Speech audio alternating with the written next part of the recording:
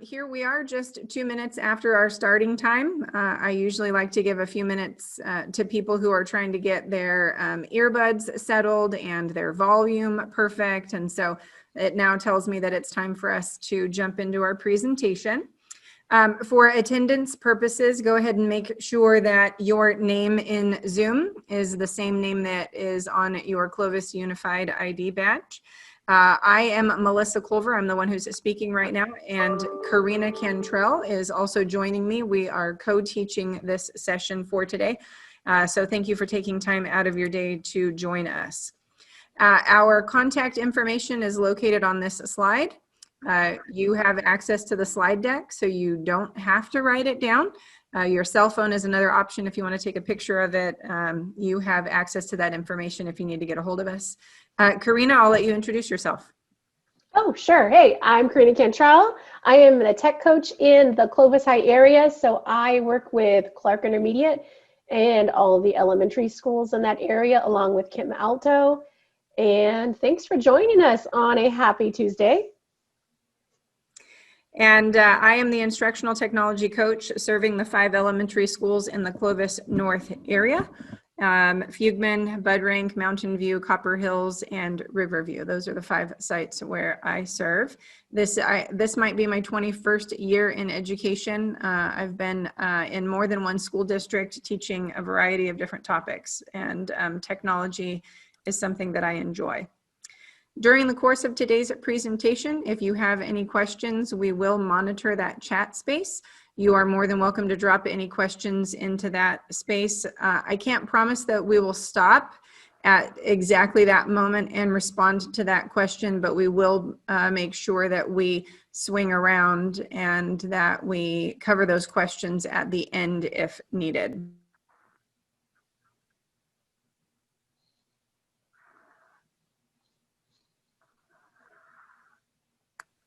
You accidentally muted me, so I had to unmute myself. Sorry about that. I don't know. Trying to let someone in. It was really important. Rachel needs to come in now. There we go. This presentation is large. We mentioned that a moment ago, and we recognize that. So when it comes time to talk about the slides, then I'm going to race through those pretty quickly. I will apologize up front. I won't stop and explain every slide. However, in the context of this session, we are going to pretend that we're actually a 3rd grade class, and Katrina is going to turn into the role of the teacher, and we're going to participate in that class so that you can see these features live on display and recognize how they function in the context of the classroom. When you on your own have access to the slides, because there are 60 slides, here are 2 features that will help you locate information quickly. When that slide presentation is open in your web browser on your computer, you can use keyboard shortcuts in order to go to a specific slide or to find words in that slide deck. Control G opens up a small bar at the top so that you can type in the number of that specific slide to find slide 25 or 42, whereas Control F will open up a different box and it will allow you to find specific words inside the slide deck, saving you time. Here's our outline. We've already covered the housekeeping and the contact information. We already gave you the web shortener so that you have access to the entire slide presentation. We're going to run through a lesson. At points, it really isn't going to be a complete lesson, but our main objective is to just model and showcase features for you that you might want to use in your classroom. After we've had a chance to model those features, then we're going to go back and explain what those features are and where those buttons are located inside Zoom so that you can repeat those same ideas on your own. And then at the end of the presentation, we'll swing back to make sure that we've covered any questions that we missed during the actual presentation. So I'm going to stop sharing, and then Karina, I'm going to let you step in with your presentation. Okay.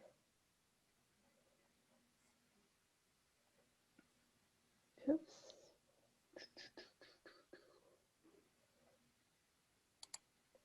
Get it all going. Okay, everybody can see Tuesday, October 6th, 2020. Yay, okay. So I am so excited. I get to do this portion. I would be excited to do the other portion too. So we've made sure that our name matches our badge. We have a pencil and paper ready if possible, and you have the presentation link. Today we are going to focus on learning. We're going to be multiplying to find area. It is an exciting skill, I know, and we are going to rock it. So let's go ahead and begin. Before we begin, I have the question of the day. Thumbs up if you are ready for the question of the day. Or sort of ready, that's okay. So once I give you the question of the day, I even got a virtual thumbs up. Nice, Rachel. So once I give you the question of the day, you're gonna have 30 seconds to answer. I would like you to put your answer in the chat. So we're gonna locate the chat at the very bottom, and then you're gonna put your answer in the chat. Are we ready? Okay, let's do this. Very important question of the day. On this squirrel scale, how do you feel today? You are gonna have 30 seconds to put your answer in the chat.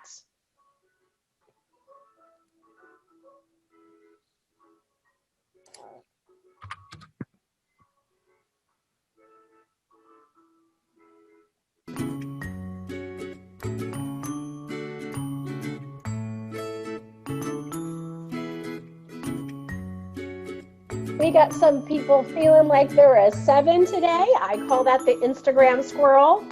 Let's see, we've got a 2, we've got a 3, we even got an 8. I don't know if that's the, oh my goodness, the day is done squirrel, maybe. I don't know.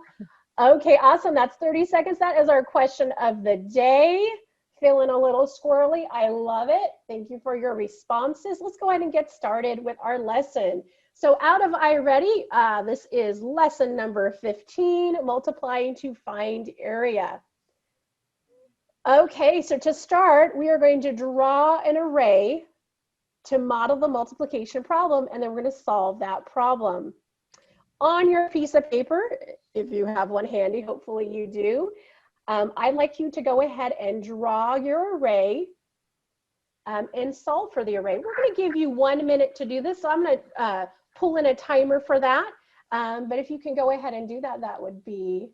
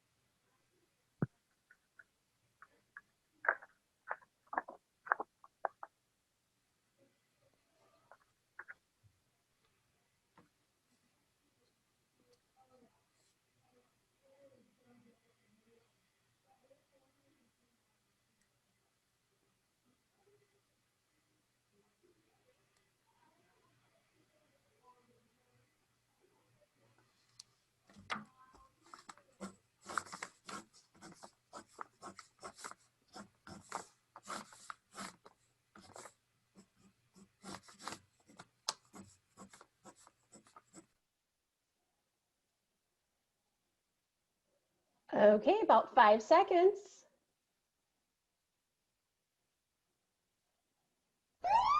Oh, there we go. There's our timer. Okay, hopefully you guys all had a chance to go ahead and do your array. If you just want to kind of hold it up, hold that paper up so we can see how you did. Okay, ooh, I love it. I love it. Okay, thank you. Okay, so on your array, let me go ahead. I'm going to annotate on my screen. So I'm just going to go ahead and use the Zoom annotation tools and, you know, my drawing. We're going to go ahead and do our very best with that drawing. But if I were going to solve this, one way that we could solve it is to make our array. I'm going to make my array going, oh, I've already kind of messed up my array, but we're going to pretend.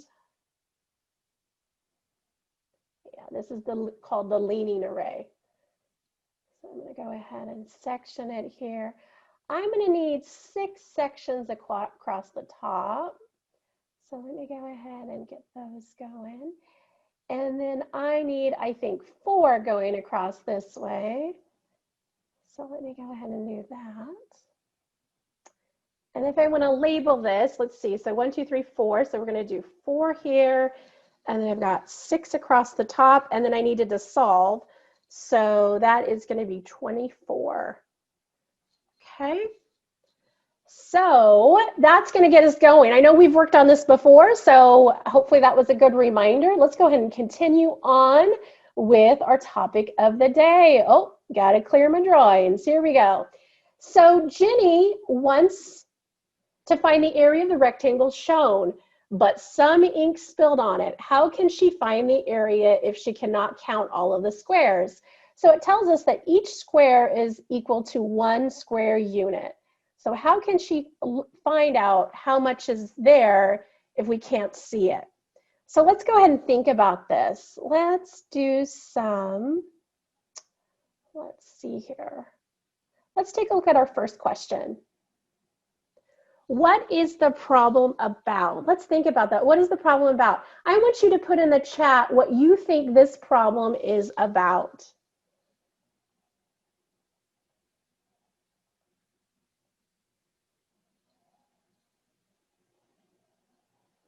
Type in the chat what you think this problem is about.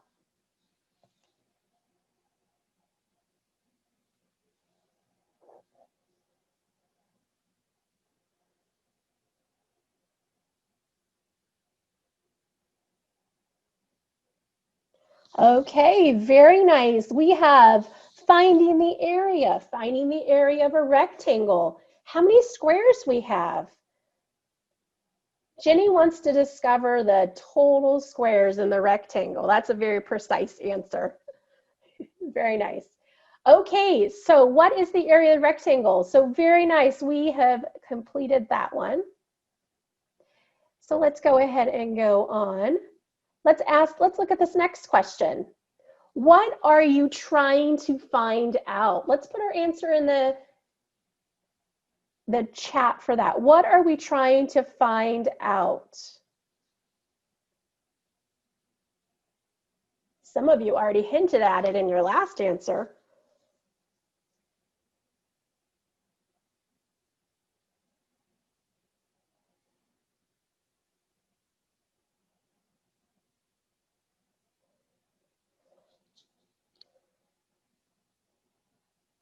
Okay, very nice. So the whole area, the total number of squares. Okay, very nice. And the very last question we have here is what information is important? What information is important in order for us to solve this?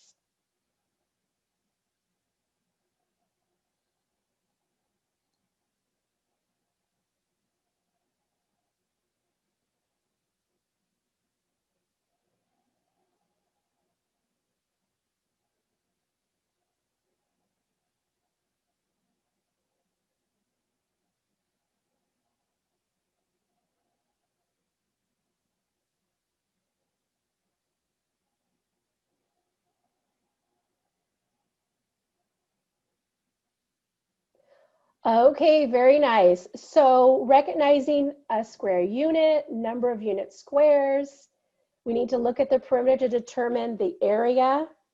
When I count across, I see 5. When I count down, I see, oh, I don't know, we're gonna have to see. Okay, so very nice. We went ahead and we answered that question too. So let's go ahead and go on. I have a feeling we have some good thinking going on to help us solve this. Okay. Okay, so now it's your turn. On your piece of paper, I would like you to answer the question. How can she find the area if she cannot count all the squares? On your piece of paper, I want you to go ahead and solve this or put your answer.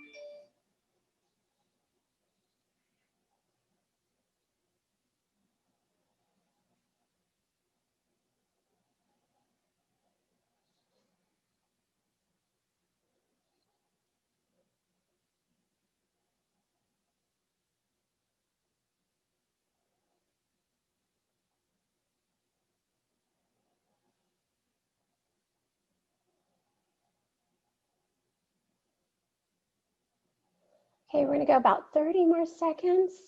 Oops. There we go, there's our timer. Handy little guy. Oh, help if I started it, right?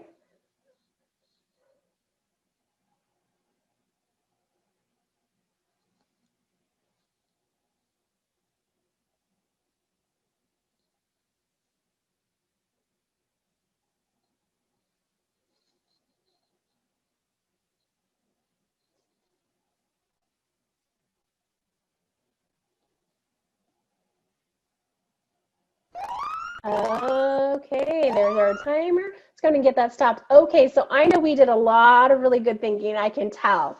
I was watching you guys while you were working. So what we're going to do is we are going to, let's go ahead and go to our next question. Oops, a little too far. We are going to break into groups, and you are going to have an opportunity to talk to the people in your group. And you're going to, number one, ask, how did you get started? And then your partner is going to answer, I knew blank, so I did blank. Okay, so we're going to put you in breakout rooms. You are going to have 3 minutes in that breakout room. It will automatically push you over into that breakout room. If it doesn't, it may ask you to join, and you're just going to click the join button. While you're in the breakout room, if your group needs help, you can go ahead and click down here, the ask for help button, and then it's going to say, do you want assistance? Do you want help in your room? And you can invite me into your room, and I can pop in and give your group some help. So let's refresh our memory. I want you to go into this breakout room and answer this question. And I'm actually going to send the question in with you in case you forgot, because if you're like me, sometimes I forget as soon as I turn the page. Okay, so I'm going to go ahead and open up those breakout rooms, and you're going to head on over for 3 minutes.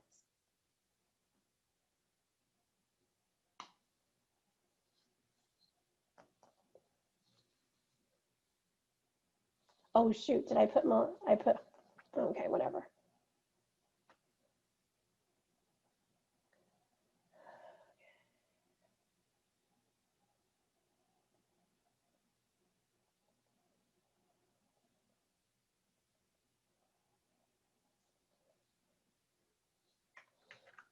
Okay, let me broadcast. Okay, guys.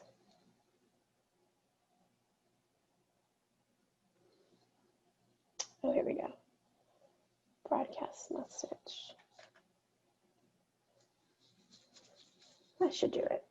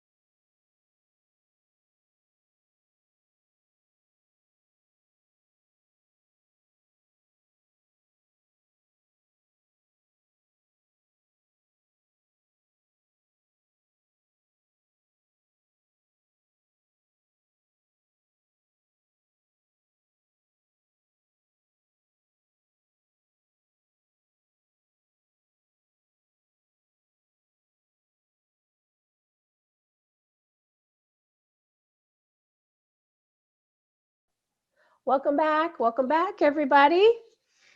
Thanks for coming back. Okay, so any brave souls out there that are willing to share what you guys discussed, what you guys talked about? You can go ahead and unmute yourself.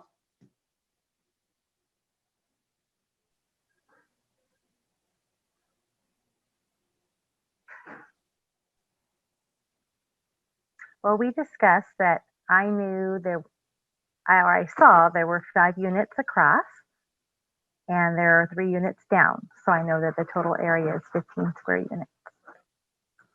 Okay, great. Did anybody else have any other things they noticed or way they solved this?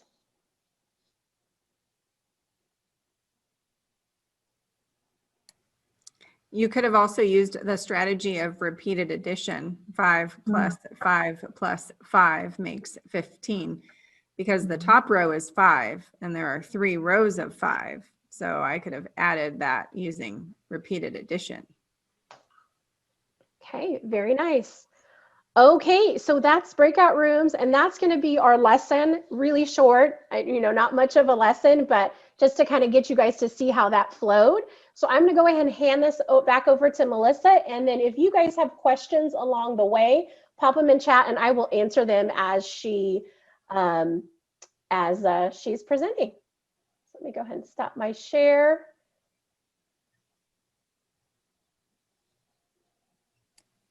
Let me take myself off mute. Clearly the lesson would extend far beyond that, but we just wanted to get you started with some simple basics. In our intermediate class, we move on to other strategies. We drop links in, we add accessibility features, and we go beyond just the bare basics. But we're going to break down now, piece by piece, a lot of the features that Karina was able to show you. And we're going to show you the different tools inside of there to make it happen on your end.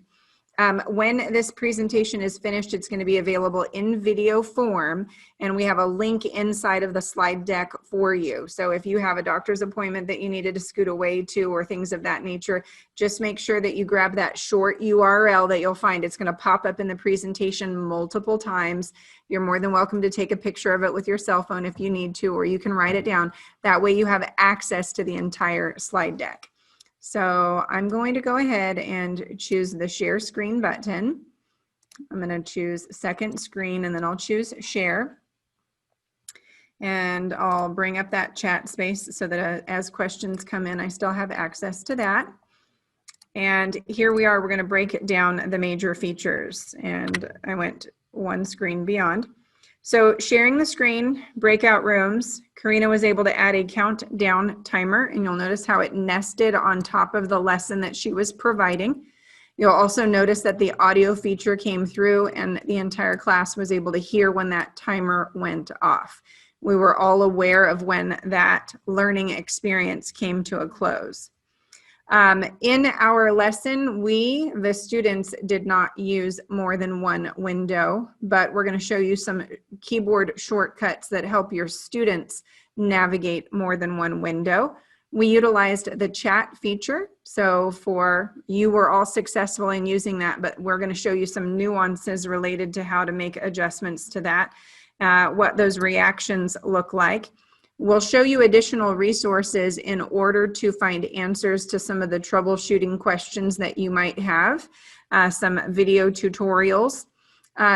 Just as a curiosity piece, do any of your students struggle with audio? Do they need audio support of any kind, or are you okay, yes, good. So our accessibility feature will let you know how to use subtitles. If you're ever working with a student who needs sign language and it's hard for that child to pay attention well because they're navigating someone who is interpreting and trying to record notes and overwhelmed by that process, we'll show you how to use the closed captioning feature, and then some fabulous resources to share with you as well. We will not explain every detail using step-by-step instructions. We hope that the materials that we've provided for you will give you those step-by-step instructions on your own. If you are struggling at all, we want to make sure that we serve you and that we provide you with excellent service.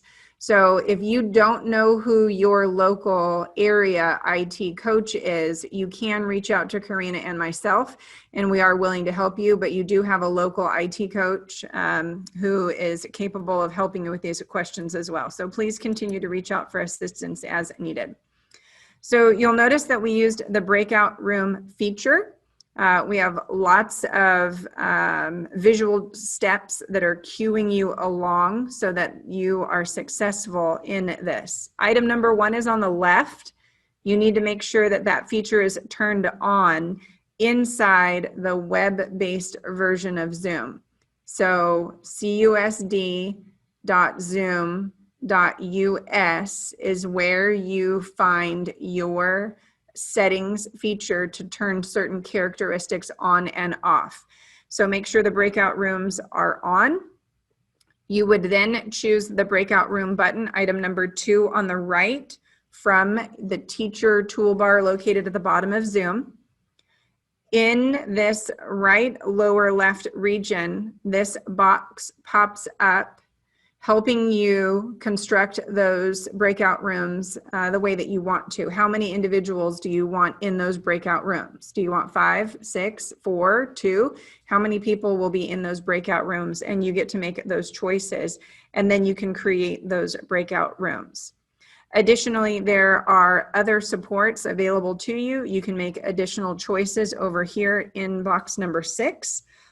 And then there are specifics related to those breakout rooms. Do you want the participants to go there automatically, or do you want them to choose whether or not they can go themselves? Our first and second graders have difficulties navigating that on their own sometimes, so forcing them into those breakout rooms makes it a little bit more successful for them. And in the breakout room experience that we had, we were all pushed there. You did not have to click a button to say, yes, I want to go to that breakout room. You automatically went there when it was initiated by the teacher. If you need additional support with breakout rooms, reasons why you would use them, what it looks like, etc., there is a video right here on the screen that I'm not going to play, but it is available to you. This item down here where it says handout directions, that's actually a link that you would click on in order to find additional support for those breakout rooms.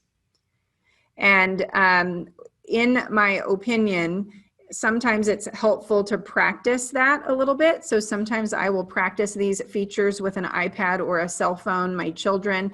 I've had some teachers say, oh, I'll just buy pizza for the neighborhood kids and I'll bring them over.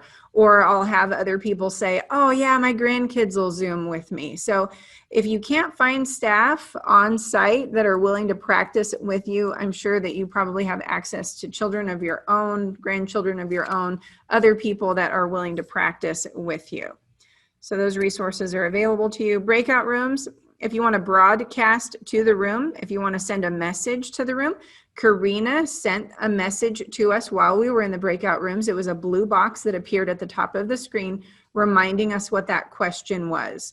So if you ever need to keep your students on task, focused on the topic that you're presenting to them, you have the ability to present that information in that breakout room. And then as the room closes, we also had a notification at the bottom of the screen letting us know that we were going to come back to that breakout room, and then there was a countdown, and then it forced all of us back in. So those are individual features that you would choose in order for the breakout room to function the way that you want it to function. Additionally, Karina provided us with insight before we left into that breakout room so that if we needed help while we were there, we had access to raise our hand in essence during that learning opportunity for additional support. So just like Karina showed that to us in the it originally came as a PowerPoint, but she showed it to us in a Google slide format. You can tuck that image into that PowerPoint presentation or that Google slide presentation to provide that scaffolding needed, so that way the students can feel successful and they know what that button means and where to find it. So it's a natural question as a teacher to say where, when, and why would I use this? I don't always read slides out loud to people. I tend to assume that you can read it on your own, so I'll pause and I'll let you read that slide.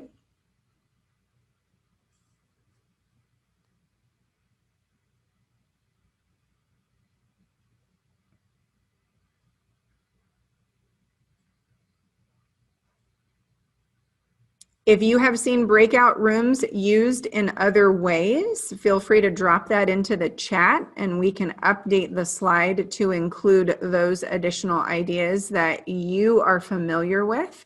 We don't think that this is an exhaustive list. We think it's a good start if you're unfamiliar with ways to use that breakout room. And then ultimately, as the teacher, you are the executive decision maker who determines whether or not your students are mature enough, responsible enough, and can handle an environment like that. Not all teachers use that breakout room space. It would be up to you if you feel like it would be a great learning tool for your students.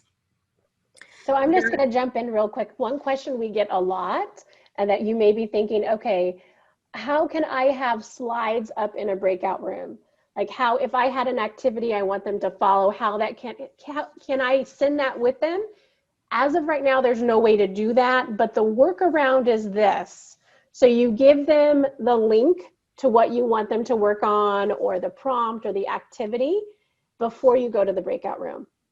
Okay, they click on that, then you send them all to the breakout room, and then one student shares their screen, and then all the kids can then kind of work off of that. So that's a workaround. Perfect. Thank you for that insight, Karina. Both Karina and I have had an opportunity to share our screens during this session. We showed you as participants, but it's natural as teachers to ask the question, well, how would I do that?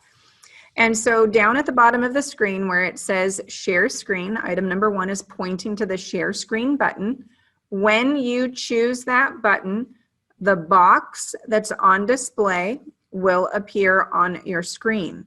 And you have several options to choose from. Because Karina and I work with more than one screen, sometimes we work with 2 or 3 screens. Zoom will ask if we want to share one of those individual screens. The other option is that Zoom will ask if you want to share a specific application. Do you want to share Microsoft Outlook? Do you want to share OneNote? Do you want to share Google Chrome? It will either ask you a screen or an application, and then you're choosing one or the other. If there is any audio material that's coming along with what you want to share, please make sure where it shows number 3 on the bottom on the left that you are optimizing that video quality for sharing, and that the audio goes along with it. Karina and I get emails from teachers saying that they're sharing the content, but their students can't hear it. And so we politely let them know that this little magic button over here is important. If there's any audio going along with it, please make sure that you tick that button over there so that the audio also goes along with the visual support. Once you have made the selection, whatever it is that you want to share, then your next step is to choose the blue button on the bottom on the right that says share.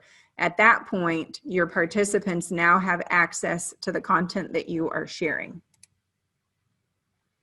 Here are additional sharing steps. If you want to see a video of what this looks like, we have that available for you over on the left. File sharing is not an option. So individual files, it's clumsy to share, but that actual application you can open up and share. If you have any security issues over on the left, for example, if you have other participants who would like to share, because I co-teach with teachers across the district, they need to give me co-hosting rights when I co-teach in their environments. Otherwise, I don't have the ability to share my screen. So if you bring another educator into your room, maybe your administrator, your GIS, if somebody else is sharing, then you would need to give them co-hosting rights in order for them to share their screen. And if you need help with co-hosting, just drop a message in the chat and then I'll swing back by to answer that during the Q&A phase. Annotation and whiteboard capability. We're going to talk about those two in this next area. So I mentioned the idea of sharing the screen just a second ago. However, I didn't mention the whiteboard. So over here on the right-hand side, inside that feature that gives you the choices for what you're going to share, that whiteboard feature is an option over on that right-hand side, which allows you to annotate on top of what you're working on, or it gives you the ability to use it as a whiteboard independently by itself. So if you are drawing an illustration of a cellular model, you want to talk about mitosis, cellular division, you want to talk about energy transfer, you want to construct an illustration of some kind live on the screen, then that would be a feature that you could use in order to show those ideas. In order to understand those skills in an in-depth fashion where it's modeled well for you from the teacher perspective, we have two videos on the screen right there on the left so that you can watch those videos and learn sort of elbow to elbow, if you will, on what that looks like. Located on the bottom of the screen, you see what the toolbar looks like if you were to use those features. So Karina was using a raspberry colored marker and she had a raspberry colored rectangle and she moved that rectangle around when she was targeting specific questions from the iReady PowerPoint. And so in order to do that, we see the draw, the select, the text, the eraser, the format, the clear, the save. All of those buttons down at the bottom of the screen gave her the power to make those choices live during that instruction on top of that teaching instrument.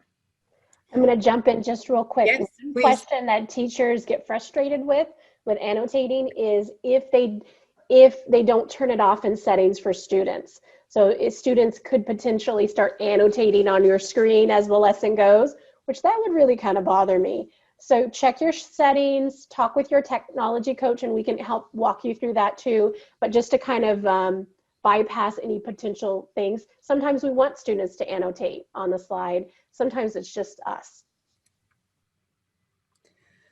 And Karina brings up a good point. And in order to remedy that, I just took a screen capture so that I can show the picture. So inside Zoom, you don't have the capacity to see my toolbar that hovers at the top of the screen where I'm sharing. And then over here where it says more, I clicked on more inside of that control panel. And then right here it says enable annotation for others. If a child is ever drawing on my screen during a lesson, I would disable the annotations for others. And it's happened to a lot of people, so you don't ever have to feel embarrassed if it happens to you.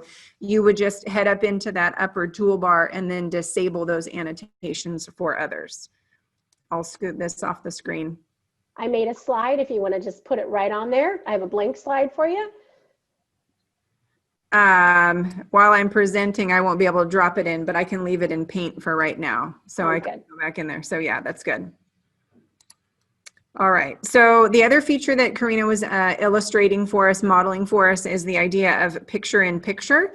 And she brought multiple timers into us as learning instruments to keep us on target and heading the right direction. And it's actually a Chrome extension. And if you're not familiar with a Chrome extension, it's easy to model this strategy for you. And we have a teaching video that will walk you through the process step by step to add this feature in there.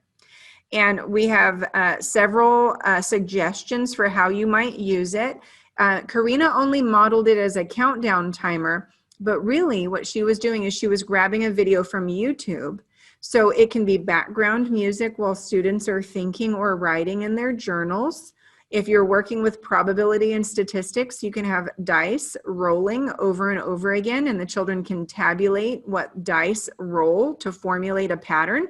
And then you can do mean, median, mode, and range, probability, statistics, frequency with which a number appears. Relaxation music, something related to science. If the children are watching a video on decomposition, maybe they're watching fruit and vegetables decompose, but you also want them to have access to a specific PDF that they're working on at the same time. You can have both of those instruments coexist on the same screen while the children are recording those notes and watching that scientific process happen live. So we're modeling for you. Step number 1, choose a video. Step number 2, you're going to click on the link in order to open the video. Item number 3 over here on the right-hand side is a little bit persnickety. For some reason, it shows up on my screen and sometimes it doesn't. So if you have access to this little musical note at the top of Google Chrome, then that's how you could that's the button you would use in order for that video to pop up.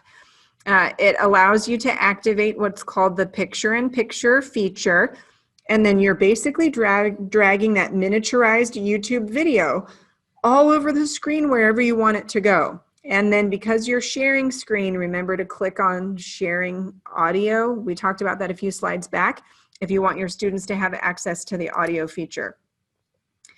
There are 2, I'm sure there are multiple YouTube channels. I've only selected 2 of them for you. You could probably do a Google search to find more.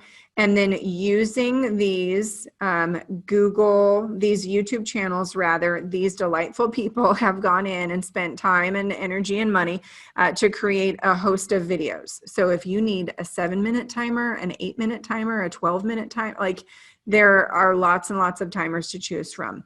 Your other option is just to scoot the video over to exactly where you want it to be. And it can be a 45-second timer, even though it's a 6-minute timer. Like wherever you want that video to start, that's up to you, and then it will count down from that point. So those links are available to you, so you can head over to those YouTube channels. I mentioned some applications, some ways in which you could use this video strategy in your classroom. I'll stop talking. Here are a few other strategies to use for this application.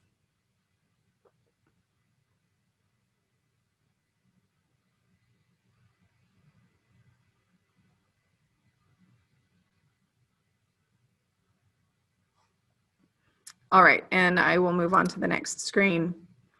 If you need additional support for using music as a transitional instrument, here Karina has provided us with some fantastic videos. So kudos to Karina for having this resource available.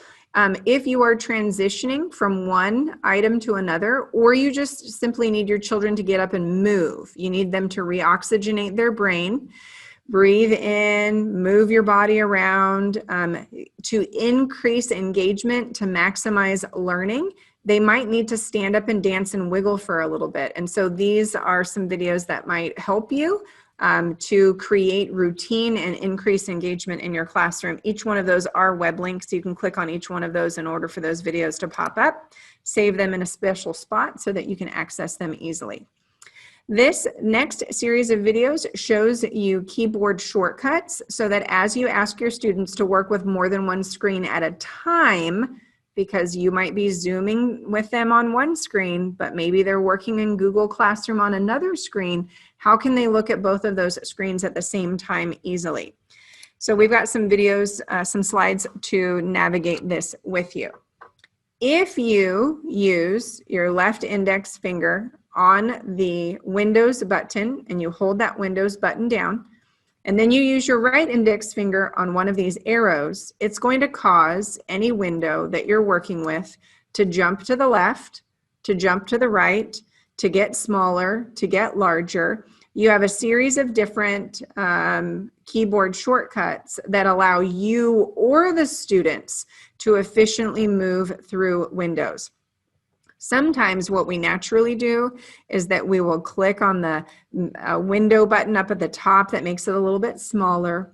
And then we take our hand on the mouse or the trackpad, and then we scoot over to the edge, and then we hope that the double-headed arrow is going to show up, and then we click. I have somebody laughing at me because you understand. And then you use your index finger, and then you're fighting really hard to get it to make it perfect. And in order to save time and energy, this is going to save time and energy. And your students can feel the success of not having to use their mouse or their index finger and wrestle with the keyboard commands and the mouse, rather, the trackpad to make that happen. If the children are on a Chromebook, we have similar strategies. It's just that the keyboard shortcut commands have changed just a little bit. They would use different keys to create those same actions. And then Apple is the same thing. For any of your students who are on a MacBook at home, they're not going to have the Windows button, but they do have the command button. And so they would use command and arrows in order to make those things happen. If you want to see videos, or if you want to share videos with your students because you don't want to give up any of those absolutely amazing instructional minutes to teach a strategy like this, you're more than welcome to drop one of these videos into Google Classroom. And by dropping that into Google Classroom, the children can practice this as air quotes homework. They can practice this on their own if they're struggling with these strategies so that they can use more than one screen efficiently. So we also use the chat space. Inside the chat space, you have the ability to regulate who receives those chats. And as an adult, you were able to figure out that you wanted your chat only to go to Karina. You didn't want it public on display for everyone else to see. So you were able to choose that option easily. However, as the teacher, you also have the power to choose that the children do not have permission to communicate with everyone or each other during your teaching session. And you can limit those pieces of communication to just you, the host, only. So inside that chat space, well, inside the settings first, rather, you would make sure that the chat is available to begin with. So cusd.zoom.us, and then you would sign in using your Google account in order to toggle that feature on or off if needed. And then inside of the toolbar that the host has, you, the teacher, you would click on chat. When the chat box opens, you would use the ... on the right-hand side, and then you would have the capacity to choose that the students would only communicate with you so that they're not communicating with each other during the context of your teaching session. For additional support and additional chat, you have access to this video that can walk you through and help you with any of that Q&A related to chat. We didn't use the emoji or the reactions inside of today's lesson, but the way in which you scaffold or organize your classroom, maybe these features would be important to you. If the heart had a specific symbolism inside of your classroom, you can have the students respond with a specific symbol for certain reasons. If you are excited about this lesson, if you're thankful for this lesson, classmate, if you want to chime in with an opinion, or if you have, if the children need to use the restroom, you could even use one of the emojis to indicate restroom so that they don't have to use chat space to do that, whatever. So you have the power to either use them as they are, just emojis, they're cute, or you can use them as a feature within the context of teaching so that you have access to specific information from the children. Troubleshooting, if you're still having difficulties with answered, here are 3 specific YouTube videos. The one on the top left will help you update your software. Zoom does not let you know when they have a new update. It's not going to have a pop-up that tells you that you need to update your software. It's something that you need to navigate on your own independently. So my recommendation is every Monday, every Tuesday, go in and see if Zoom has an update for you. That video will walk you step by step. If the children have difficulties updating their name in Zoom, if they come in as their brother's name or their cousin's name or their mom's name, and you will only allow students in with their given name, and you're still wrestling with this concept, then you can share that video with the students and that will update their name in Zoom. And then down on the bottom right, I think this video was already suggested earlier. It just is a video that helps the students navigate to and from and in between Zoom. I'm going to pop in really quick. I think one thing that we forgot to add to that slide that is huge that I have to say is clearing your cache. Hopefully everybody here has cleared their cache and they have encouraged their students to clear their cache. I have found, and I think our tech coaches here have found, that's the #1 fix. If there's problems, they need to go in and clear their cache. We will add that video on to that page, but I wanted to jump in. I saw that as an oversight on our part, because that's huge. It's interesting because in your video it says that you are muted, but I totally heard you. I'm like, that seems counterintuitive that it says that you're muted, but you're still speaking. Any other questions that you might have for Zoom inside the online learning resources, the web link provided by Clovis Unified? We have a host of videos available here. And then in the slide deck, you can click right there and it will redirect you to those teaching videos that will navigate those questions for you. Accessibility. For any students who have difficulties hearing you, maybe they have limited hearing. It's not that they have no hearing. If they need assistance in any way understanding what is happening on the screen, or even limited vision, if you have students who are getting really, really, really close to the computer because things are very, very small and they have limited vision, there are some accessibility features that Zoom has placed in here, either to serve you or your students. Sometimes I get headaches at the end of the day because I'm looking at my screen 12 hours a day. And sometimes I like it when the text is larger. And if you feel like the chat has a text that is too small for you and you would like the text to be larger, then there's accessibility for that as well. The box that I'm modeling for you on the screen right here is specifically inside the online settings. So cusd.zoom.us will allow you to toggle the closed captioning feature on. Parts of the slide didn't load. Reload. Show anyway. All right. So when you choose the closed captioning, down at the bottom of your teacher screen, it will give you the option of turning the live transcript on. And Karina and I opted not to turn that on during our lesson just because we were both having connectivity issues with our computers today. And we didn't want our Zoom to freeze up on us while we were teaching. So we just opted not to use that in the live teaching session. But when you enable that auto transcript, it will take your voice. And then even if I do it right now, I can turn closed captioning on right now because my presentation is actually coming to you through Google Slides. Google Slides is using my microphone to pick up my voice and live while I'm talking. It's giving you the transcript down at the bottom of the screen. PowerPoint also has that same feature. If you ever want live transcript to show up on the screen while you're presenting, PowerPoint will let you do that. But that live transcription feature is also available in Zoom because the minute I stop sharing my screen, the closed captionings are going to disappear unless I'm using Zoom as my transcription service. And then the students who need that feature would have access to it through the entire duration of the entire lesson. And then if you know people in the district who are making videos, they can always use this feature when they're making their videos if they need closed captioning at the bottom of those videos. I'm going to turn that off just in case it's a distraction, but in 3 different locations, you have access to live closed captioning features for students who need assistance with that. And I'm not sure. Oh, my heart is sad. I wanted that picture to show up. Try reloading. All right, let me click this button right here. Let me click the refresh button right here. Oh, of course, it's going to take me all the way back to the beginning. Pardon me, give me a few seconds while I scoot back down to that slide that we were on.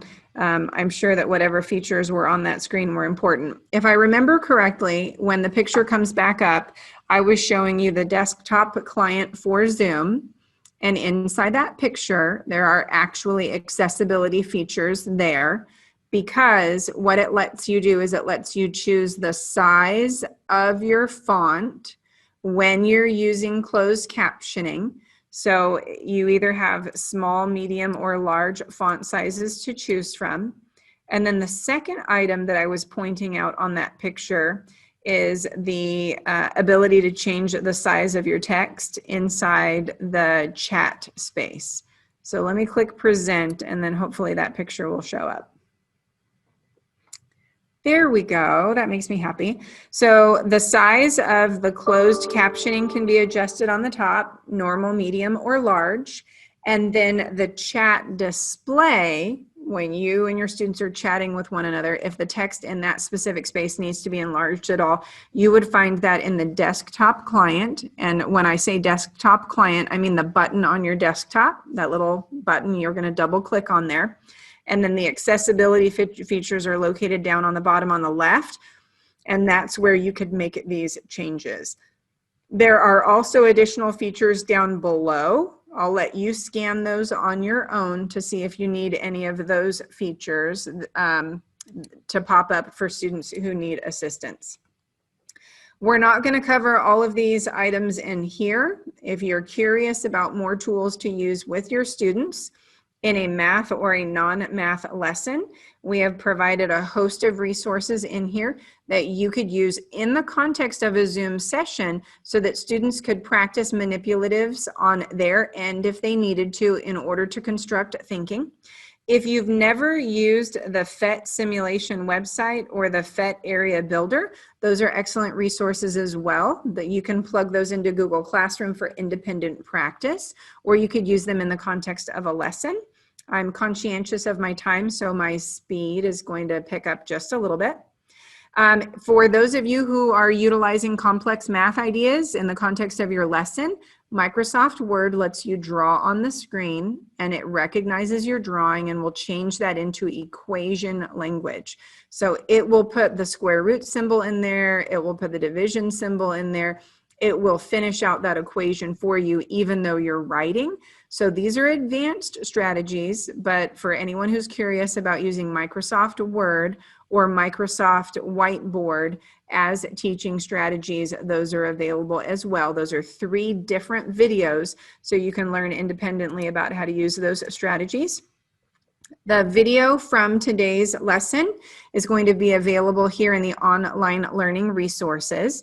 We have the web link available for you here in the slide deck, and then I'm modeling on the right-hand side that you would click on technology, and then you would go down to where it says Zoom video conference. I would anticipate waiting at least 5 days for the video to show up in there, and then it should be available in there for review if you feel that you need to use it. We gave you a lot of information in a short period of time. It's been 60 minutes, believe it or not.